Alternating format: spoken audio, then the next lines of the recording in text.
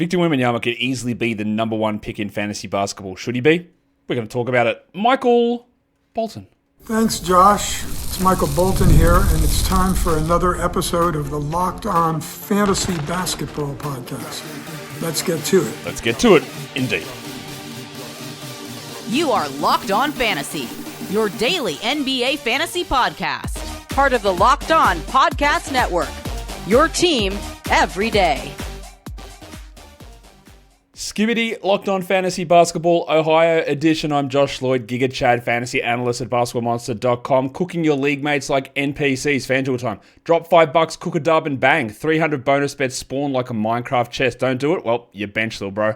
Shout out to you, the day ones, for making this your first listen every day, free, everywhere, Spotify, Apple, even your mum's iPad. Ratio incoming. Thumb it up, double bang, leave your comments down below. So what are we talking about on today's show? Probably couldn't have told from that intro, but we are talking about Victor Wembanyama and his fellow third-year players. And yes, this is only Victor Wembanyama's third year in the NBA. And yes, you might be scared of drafting Victor Wembanyama because he's going to get injured. Is he? Well, he played 72 games in year one, so forget about that. The blood clot is fine. It's sorted. We're good. Hopefully there's no recurrence, but I think we're good. We'll talk about Wemby. We'll talk about 10 other players from year three. I'm not going to go through the numbers of like how many players jump into these ranges in year three. I think that's more important for year one and year two to show the differences between those and how big a leap these guys take. You are, in year three, though, going to see players take big breakouts. They've had their rookie learning curve. They've had the taste of it a little bit in year two. And then if they are going to step up in a big way, that does happen in year three, sometimes year four. So we'll talk about some of these players, where they sit, and from the early adjustments or the early looks at this stuff, I do think that we're in a situation here where there's a lot of these guys that are being undervalued, which I'm a little surprised about. I didn't think that would be the case, but I think there's a little bit of human nature in that you hype them up too much as rookies, they pull back a little bit as second years, and then they maybe don't take the steps forward that you want necessarily in year two. So you go, okay, well, maybe they're just not that good, and that maybe the draft class was overrated, which you hear all the time for a draft class is actually pretty good, which this one is. And you go, it's not really that good, is it? It's sort of Wemby and nobody else, which is, again, clearly not true. But there tends to be a bit of a pushback when you get to this area. Now, this is the season where we do start to have to make not necessarily big decisions on players and their careers, but things get a little bit more into focus. So it is going to be an intriguing look, but we don't need to worry about Victor Wembanyama becoming good. He's already good. He's already a first-team All-NBA caliber player. He's already a top-5 fantasy player, like bare minimum. He is already he was going to win Defensive Player of the Year last season. He will, if he stays healthy, he will win it this season. He will be all-defense first team. He will be an all-star for the next 15 years. Right, there's no real concerns with any of that stuff. Like last season, he was third in points per game, fantasy points per game, in year two. He was fifth using my Durant category league ranking metric. He averaged 24-11 with over 3 threes, almost 4 blocks. And there's room for this to improve. 47.5 from the field. Jump that to 51. He's never going to be a 56 guy. Jump it to 51. Jump that usage. You probably can't go too much higher from 29%. But 3.7 assists become 4.4, maybe. 24 points become 26 points, and it's the number one player.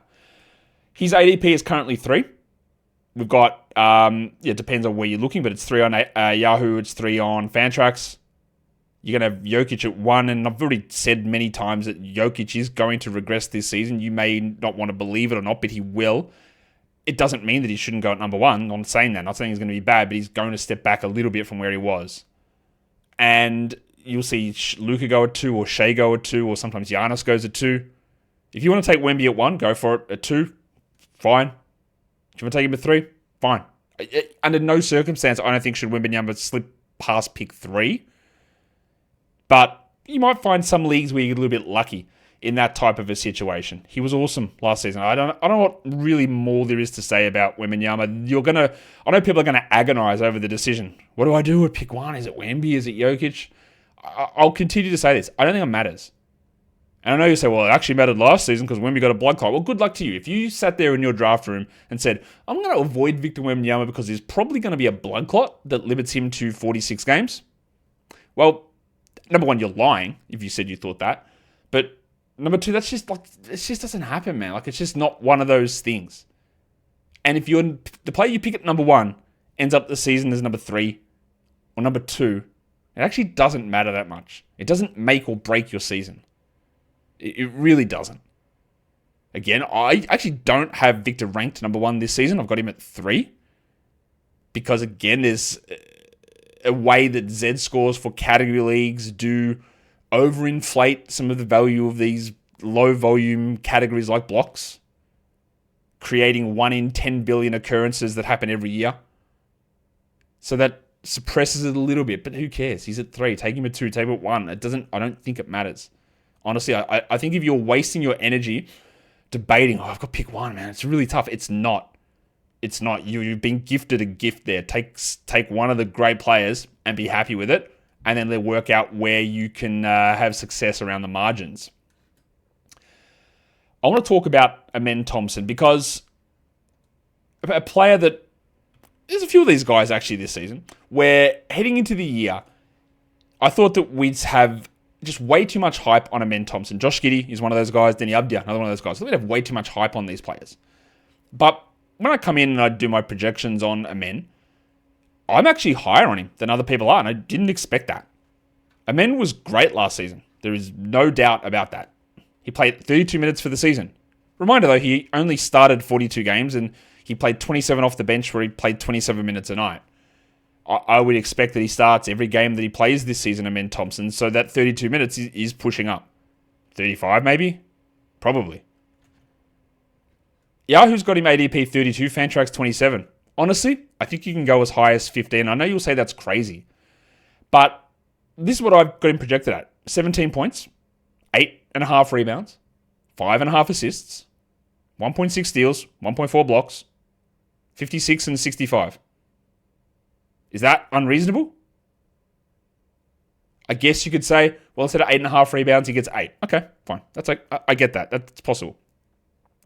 Instead of 5.6 assists, they go to Reed Shepherd more as a backup point guard, and he gets 4.5. All right. 1.6 steals and 1.4 blocks, notoriously volatile categories, which are considered in the Durant formula.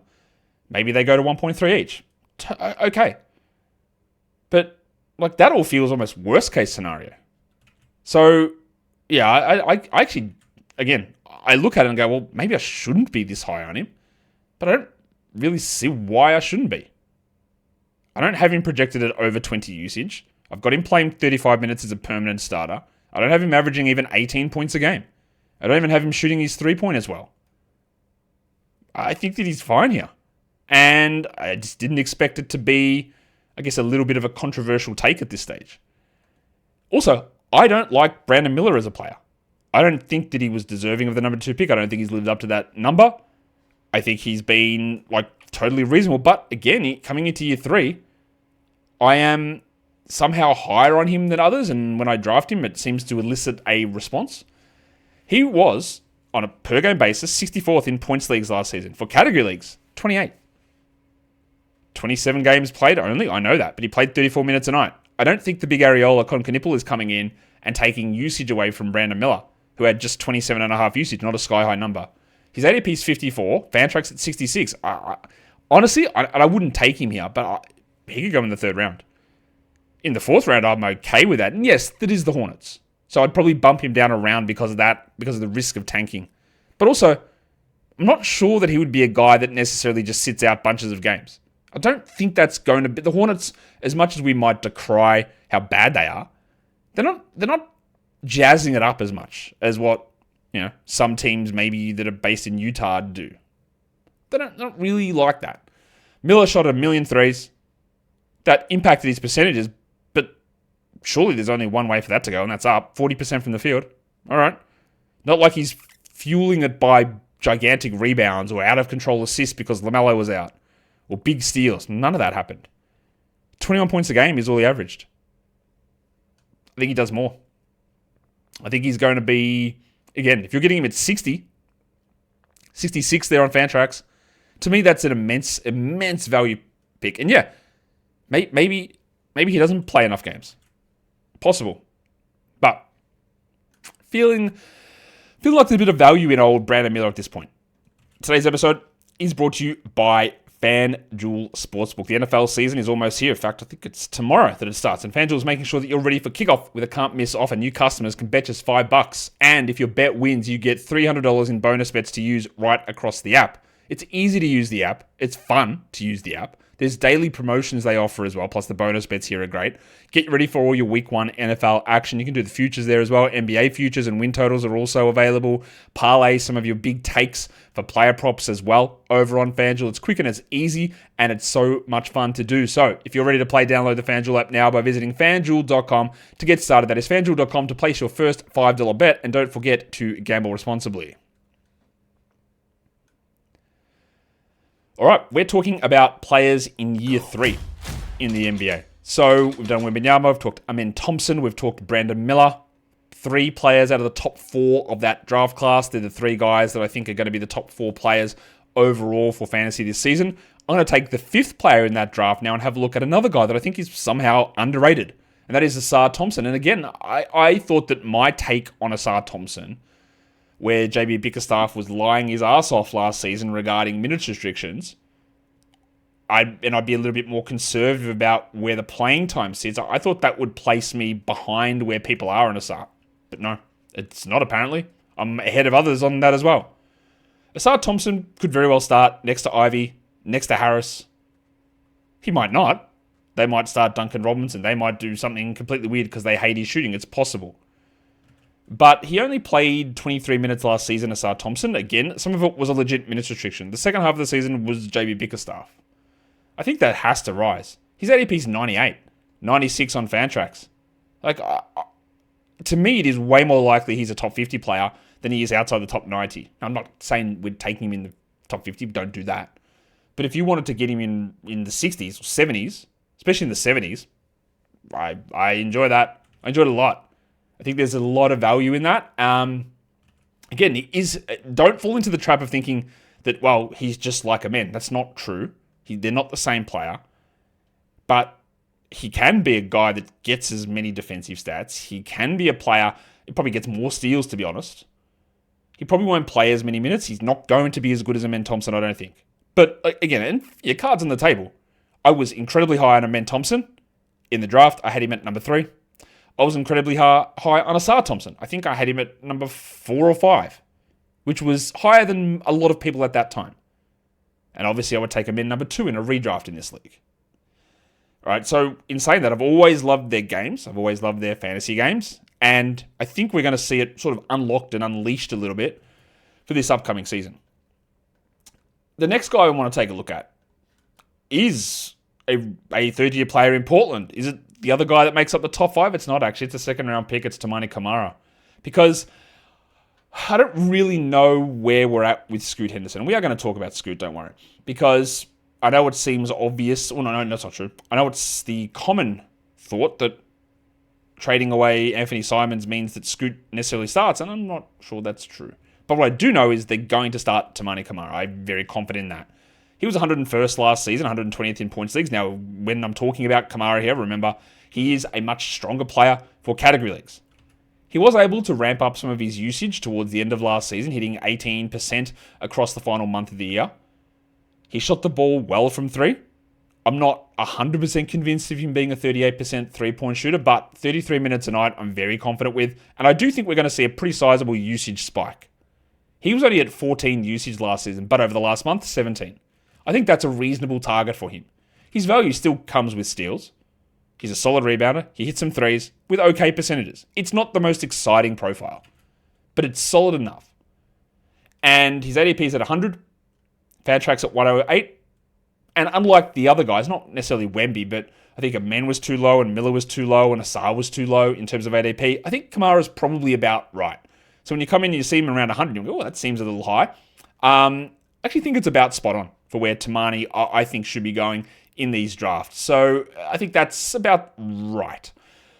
Another third-year guy who had a little bit of hype, too much hype at the beginning of last season, and some of it was very clearly not accurate. And we still don't even know what's going on with this team because Brandin Podziemski was told, or we were told, he's Klay Thompson is shooting 8 threes a game, which again was never going to happen. It didn't happen. He lost his starting spot at one point. He gained it back at the second half of the season, and I do think that Podziemski makes sense for the Warriors as a starter next to Jimmy Butler, Draymond Green, Steph Curry. The problem is, I don't know what's happening with John Kuminga. Is DeAnthony Melton never going to sign? What about Al Horford? Is he playing on this team? I don't know. They've got like 9 guys under contract. So it's really hard to figure out what's happening here. Podziemski last season only played 27 minutes, but still was a top 140 player in both categories and points. He averaged 12 and 5 with 3 assists and a steal. He shot 45 and 76. So there's room for that to improve. 126 is his Yahoo ADP. His Fantrax ADP is 118. I think that you take him around that round 9, round 10 in a 12-team league. Around that 110 to 125 sort of a zone. If you want to go into the top 100, I think it's all right. I think he's playing more than 27 minutes. In fact, I've got him at 29. He could easily get to 31. I think that we're going to see some improvements in percentages. Is it going to be drastic? I don't know. But over the final 35 games of last season, he shot 41% on threes. He was at up to 49% over the last 14 games. Obviously, that's not holding, right? That's coming down. But all of his numbers improved in a big way. Second half of the season, he's a solid steals guy with solid assists and solid rebounds. Jimmy Butler arriving didn't hamper him. I want to see what else they do in free agency, but I'm pretty happy with where Podziemski is sitting at the moment. I think that's like the ADP at 125. I'll happily grab him there. I'll grab him a round earlier. I'll grab him, I'd pick 100 if I needed to. If I need that, hey, let's give me a couple of threes, 14 points, 4 assists. Not good percentages, but not killer percentages. Give me a steal. We're okay with that. That's sort of a player that, like, sometimes you might be reaching for a guy there. You might be thinking, hey, Gary Trent looks appealing, and you should never say that sentence, but you might say it. And you go, oh, but no, let's take Podziemski. Yeah, there might be other flyers you like there. It might be Kevin Porter, for example, who, again, probably is a higher upside flyer. Or you might be leaning into, say, taking a Kyle Kuzma, which, again, I would highly advise against. But I think Podziemski makes a little bit of sense in that range as a guy, again, heading into year 3 where we do expect improvements. Now, let's talk Sterling. Scoot Henderson. Been frustrating to watch a couple of things. A, him play, but B, how he was handled. Yeah, he definitely needs to improve his finishing at the rim. That's a real problem with his game at the moment. Significant problem. To me, it's a problem that the number 3 overall pick played 27 minutes a night on a team that went nowhere.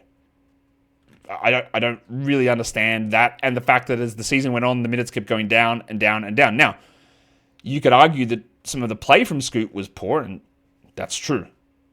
But I think there is a confidence level in this that of the lack of trust that was shown to him. He started only 10 games. In those 10 games, by the way, 16 and 7, 3 rebounds, 2.5 threes, 48 and 79, shooting 44% from 3. It's an incredibly small sample, but when he started, he was great. Like, he was really good. When he came off the bench, it wasn't as good. The shooting wasn't as good. The production wasn't as good. He just wasn't as useful. I don't know if he's going to start over Drew Holiday. Remember, they've got 7 players with claims to start. And as you're well aware of how a basketball team works, unless you're Vivek Ranadive, 5 guys start in a game. So, there's going to be something that has to sort of give there. His ADP's at 118 and a Fantrax at 106, which I think is a little high, honestly, and I like Scoot. I am losing faith in Scoot becoming a multi-time All-Star. I liked him a lot. The first 2 years, I have not... Me saying that sounds like Dumb and Dumber. I like it a lot.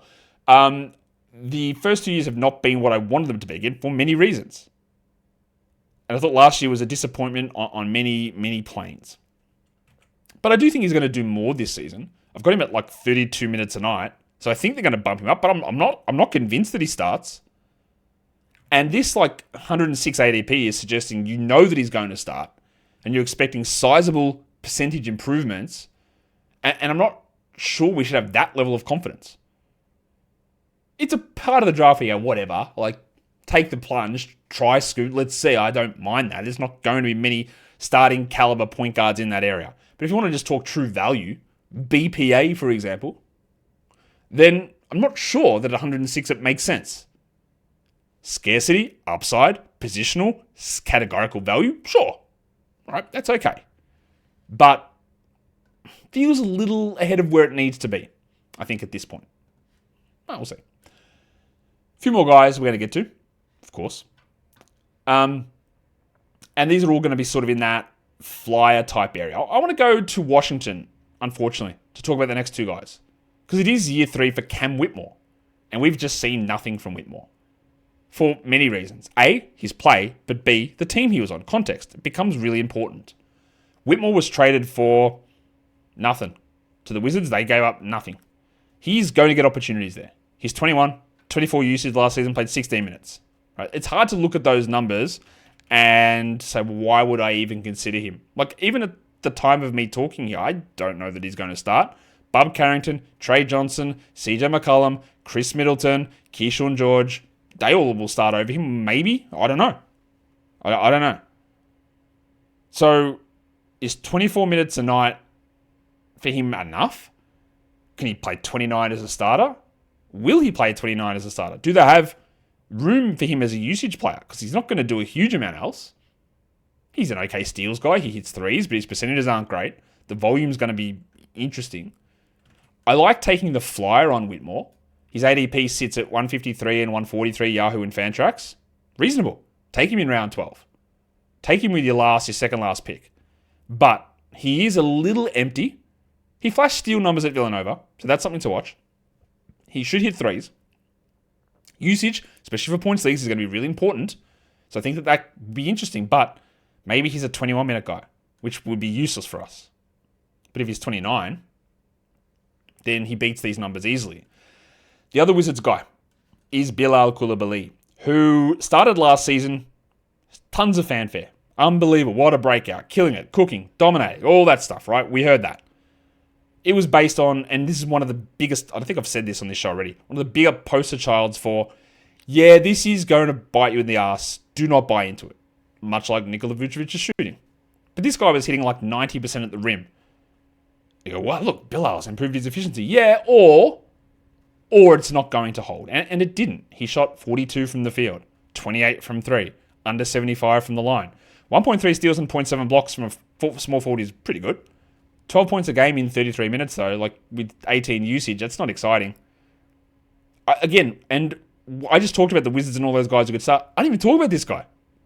He's got to get minutes too. So, Bilal's got an ADP of 130, 118 on Fantrax. Actually, the Fantrax one, I think it's too high. What are we expecting here from Bilal? Who, again, was not very good last season. Despite having more opportunity than basically anybody on the Wizards. Remember, Jordan Poole played 29 minutes. Alex R played 27. Bilal played 33. So you can take a positive out of that and go, they love him, they want to give him more minutes, and that's true. But also, he had that big chance and still didn't do anything. So what even is he as a player? Will we see a usage that pushes to 20? I'm not sure about that. Can he be a facilitator? I don't know if his passing is good enough. A defensive guy? Sure. But the percentages are just so bad. The efficiency from 3, the overall field goals are not good enough. He's not a usage player. So I do think that he is a guy, again, pick 130, who cares? Right, do it. But if you're thinking huge breakout and going at around 100, which I know most of you aren't, I'd be pretty cautious about expecting that out of Bilal Coulibaly. Let's go to Dallas. Let's talk Dereck Lively II, because Lively is a really interesting player. The Mavs are a strangely constructed team. We know this. Anthony Davis' best position is center. Cooper Flagg's best position is power forward, and they're going to start at the 3 and the 4. Right? So stupid. PJ Washington, also a 4. Right? He's going to come off the bench. Where does he play? And then Daniel Gafford exists, who they just extended. Lively did have surgery on his ankle after they screwed that up like so many of the other injuries last season. He should be okay for opening night, but we're not sure. Last season, he played 23 minutes a night. He was the 149th ranked player, 122nd in points leagues. If he gets 27 a night, I'm all in. And I think that a fully healthy Dereck Lively can get that. But there's just a lot of bodies there. There's a lot of names. And I think it's going to put a limit on what Lively can do. So he sits at 124 on both Yahoo and Fantrax for ADP, which puts him basically the end of round 10, the end of your bench. No chance would I want to take him there. Now, again, the problem comes in is that around that area, centers you may have lost 9 centers off the board in the last 15 picks. And you're like, do I take an injured Zach Edey? Do I try Luka Garza? Do I try Nemesh Keita in that area? Like, what do I do? And even in that case, I would try Dereck Lively. But the injury, the roster, the other guys on that team, it is harder to see the minutes. Now, I do believe in Lively as a talent. I don't think that he's got to be a usage guy or stretching out his shots to 3 in any sort of volume. He's a rebound guy, a field goal percentage guy, a blocks guy. To a lesser extent than Gafford, but overall he's a better player than Daniel Gafford. I think Dereck Lively is. But I'm not sure that all the ingredients are there for him in year 3 to really sort of blow it up. The last guy I want to talk about in depth here is in Utah, and it's Keyonte George. Now, they drafted Walter Clayton. They have Isaiah Collier. I don't know when we talked about Keyonte on the Utah Jazz preview show, and then I went on to Locked On Jazz as well and talked about a lot of these Jazz guys and some of their value. We talked about what Keontae's role is going to be, and we really don't know, but there's some thought that he just might revert back to point guard. He was a sixth man for the second half of last season. He started 35 games and played 32 off the bench, playing 32 minutes as a starter and 31 as a reserve. He had 24 usage and he shot horribly. He was in that 101st ranked player for points, 116th for category leagues. His ADP sits him in round 10. Or if you're talking about a 10-team league, you're talking about where is he in round 12? ADP 112, Fantrax 119. He averaged 17 and 5.5 assists. I think his assists might drop a little bit this season. I would hope his efficiency rises. I like the late pick on him, but this Jazz team, no Clarkson, no Sexton, true. But Bailey's there, Clayton's there, Collier's there. Maybe there's more market and Hendricks returns. And even though Hendricks and George play completely different positions, any player that returns, like Hendricks, plays the 4, pushes guys down a position. Markkanen plays more 3. Ace Bailey plays more 2. Meaning that the guy at the 2, George, plays more 1. And then there's Collier to fight those minutes. And it all gets a little squishy. So we do get into this situation where it is year 3. I do expect that Keyonte is going to improve some efficiency stuff this season. But the role is still a little iffy to me as to where he sits. He's not really more than a what do you call it? What's the word I'm looking for? Late round flyer. That's the word. Not sure why I couldn't think of that word, but that's the word I'm looking for. There are some other guys that I could have mentioned, but I did not. Cason Wallace, the Hong Kong mattress. He'll be your great steals streamer. He's not the 24th ranked player, according to me. Yahoo had him at 24, so consider that. I don't think that he's draftable. I just think the opportunity for upside is not there because it needs multiple injuries to happen. Even though he might start, he might. I don't think he will, but he might. But the upside needs more consistent minutes and more usage opportunities. Taylor Hendricks, if he's a starter, I'd be interested in a flyer in him in Utah. I could look at Bryce Sensabaugh. Even he could start and provide high-volume threes and scoring with some okay percentages. But then we get a little bit iffy. Like, does Trace Jackson-Davis get back into Steve Kerr's good books? I doubt it. Can Ben Shepherd take some of the Tyrese Halliburton slack? Probably not. What about Mr. Black in Orlando? I doubt it because Desmond Bane's there now. Noah Clowney after a horrific second year? They still don't really have many prospects, especially at his position. So could he do something next to Michael Porter Jr.? Grade A Dick, who I think's value is going to drop significantly from where it was last season. Don't know. G.G. Jackson, maybe? Someone out of the blue to take a starting spot in Memphis? I highly doubt that. He'd need to look a lot better than he has. But there's some other names just to talk about. What I can do now is talk about the end of the show because that is exactly where we're at. Hit the thumb. Drop the comments. Guys, we're done here. Thank you so much for listening, everyone. See ya.